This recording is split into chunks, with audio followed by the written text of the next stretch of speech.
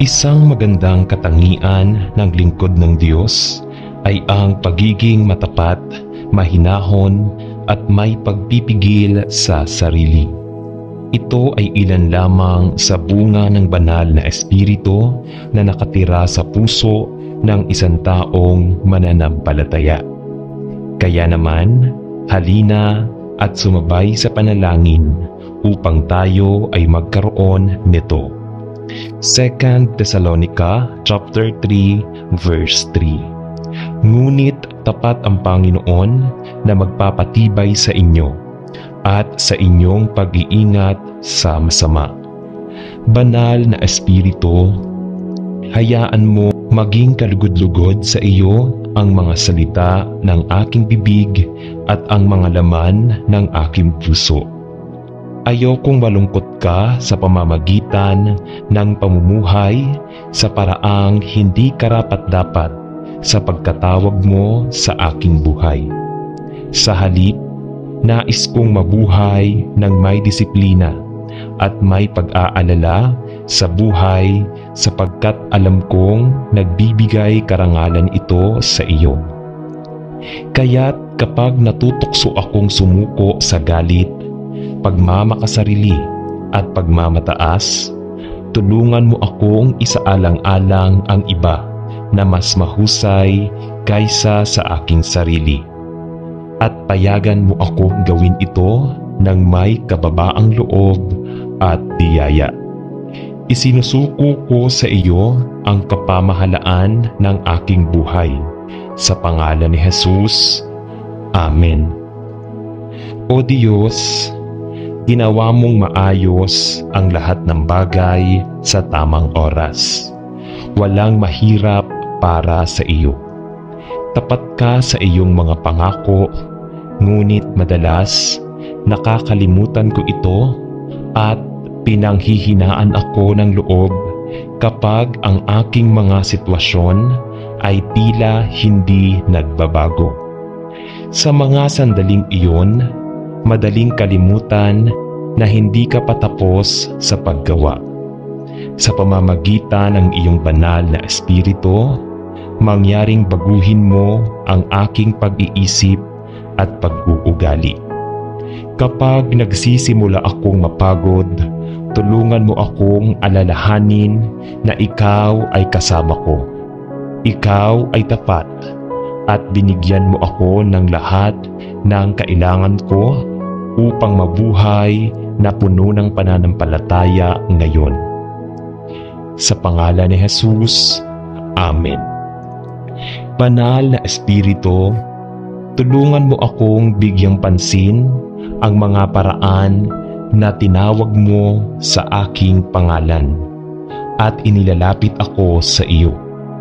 At habang ginagawa mo iyan, ipakita mo sa akin kung paano mamuhay sa paraang karapat-dapat sa pagkatawag na ibinigay mo sa akin. Tulungan mo akong hindi gumawa ng anumang bagay na may makasariling ambisyon, kundi sa halip, ipakita mo sa akin kung paano isaalang-alang ang iba bilang mas mahusay kaysa sa aking sarili.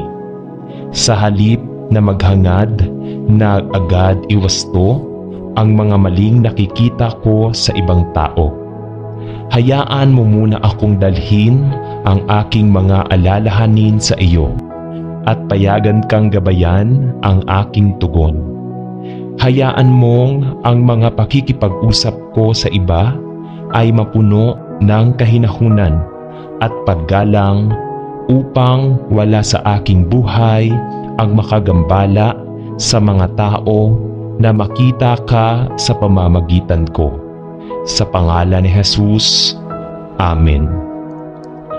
Panalangin para sa Panginoong Diyos. Lagi tayong maglaan ng panalangin sa Panginoong Diyos araw at gabi, sapagkat ito ang ating pinakamabisang sandata sa bawat hamon ng ating pananampalataya at pang-araw-araw na buhay. Halina at sumabay sa ating taimtim na panalangin kay Jesus. Mga taga-Filipos chapter 4 verse 6. Huwag kayong mga balisa sa anumang bagay, kundi sa lahat ng mga bagay sa pamamagitan ng panalangin at daing na may pagpapasalamat ay ipakilala ninyo ang inyong mga kahilingan sa Diyos. O Diyos, para sa marami sa amin, ang nakaraang taon ay puno ng pagbubukod. Sa kabila ng pagsulong ng teknolohiya, nasaksihan namin ang mga relasyon na nagbago at nagkalayo sa isa't isa, at ikinalulungkot namin ang kawalang ito. Ngunit aming Diyos, batid namin na kaya ninyong tubusin ang nasira. Nagmamalasakit kayo sa pamayanan at ginawa ninyo kami para sa pakikipag-ugnayan.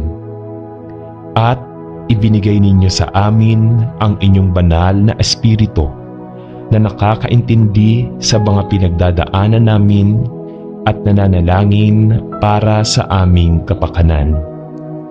Kaya kapag pakiramdam namin na kami ay nag-iisa, paalalahanan kami na kayo ay malapit at hindi pa kayo tapos kumilos. Ipanumbalik ang aming mga relasyon at ipakita sa amin kung paano magkaroon ng mga makabuluhang mga ugnayan, kahit ito ay nakaiilang sa umpisa. Sa huli, nais namin na ang aming kalungkutan ay magpalapit sa amin sa inyo at sa lahat ng taong iniatas ninyo sa amin na mahalin at suportahan.